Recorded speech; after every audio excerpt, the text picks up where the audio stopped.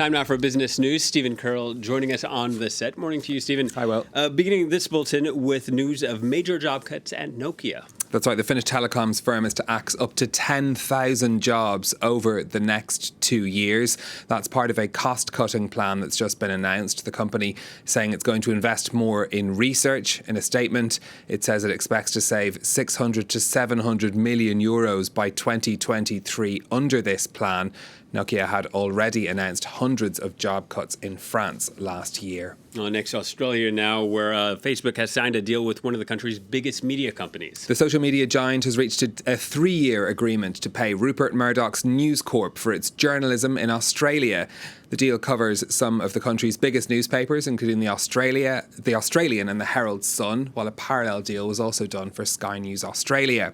The companies haven't said how much the deal is worth, but it comes after a dispute over Australia's media bargaining law that led Facebook to block access to news content from the country last month.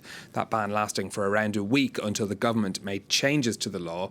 Two of Australia's other big media companies, 9 and 7 West, have also agreed similar deals with Facebook. The big players had previously reached agreements with Google, which were estimated to be worth around 100 million euros a year. And to the United States, where a new offer to settle a legal dispute over the country's opioid crisis. Purdue Pharma is the company that made the drug OxyContin, which was blamed for fueling an epidemic of opioid addiction in the United States. It's in the process of going bankrupt after being hit with thousands of lawsuits over the drug. The Sackler family, which owns the company, has agreed to increase the amount of money they're contributing to this bankruptcy settlement by $1.3 billion. It would bring their share to over $4 billion. That's around 40% of the overall settlement money. Last year, the company agreed to separate civil and criminal settlements with the Department of Justice, also worth billions of dollars. Under that deal, Purdue Pharma admitted that it had conspired with doctors to prescribe the medication without legitimate purpose. In that case, the Sackler family agreed to pay $225 million but denied any wrongdoing. And in China, reports that tech giant Alibaba is having more pressure put on it. That's right. The Wall Street Journal today reporting the Chinese government has asked Alibaba to sell off its media assets. The company owns a wide range of stakes in various outlets, including the social platform Weibo and Hong Kong's South China Morning Post newspaper. Now, the Wall Street Journal says the media presence of Alibaba is seen as a challenge to Chinese government-controlled media.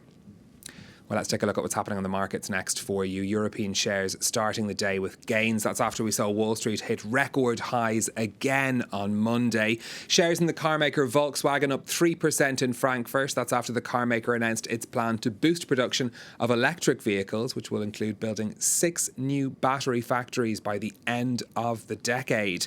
In Asian trading earlier, gains as well across the board. The Nikkei in Tokyo finishing up by 0.5%. The Kospi in Seoul up by 0.8%. And here in France, the pandemic has led to a job swap project with a difference. We know that many industries have had to slow down or grind to a halt because of the pandemic over the past year. That meant many workers were left idle, while other firms that were seeing increased demand were struggling to recruit. In the southwest of France, which is a hub for the aerospace industry, the local Chamber of Commerce got involved and set up a job swap project. Shirley Sipman has the story. CSA produces components for the aviation industry. Since the COVID pandemic hit the sector, its employees have been out of work. This neighboring business produces jam. It has thrived in the past year and has been searching for skilled employees. The two companies decided to make a deal. CSA has lent an employee to Georges Hollande Jams, who in return will pay his salary and payroll taxes. Moi, tant que je suis ici, c'est des charges en moins pour mon patron, c'est un poids en moins, et c'est un échange de bons procédés. Il m'a donné ma chance, donc je lui rends un petit peu la contrepartie. Thanks to this program, Laurent de Conti has kept his job with his original employer, unlike a third of his colleagues who have been let go. CSA has swapped workers with various companies to limit the blow. J'ai mis 7-8 ans à embaucher, à trouver les personnes, à les embaucher, à les former. Donc les licenciés, je dirais, parce qu'on a une crise qui va durer quelques mois, peut-être un an. Bon, c'est vraiment une gabegie énorme. The Chamber of Commerce in the Lot-et-Garonne region, who put the employee lending scheme in place, was inspired by the farming industry, where this type of exchange is common.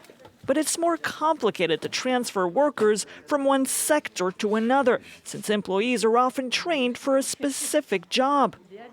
That's why just around 15 workers have been lent out so far.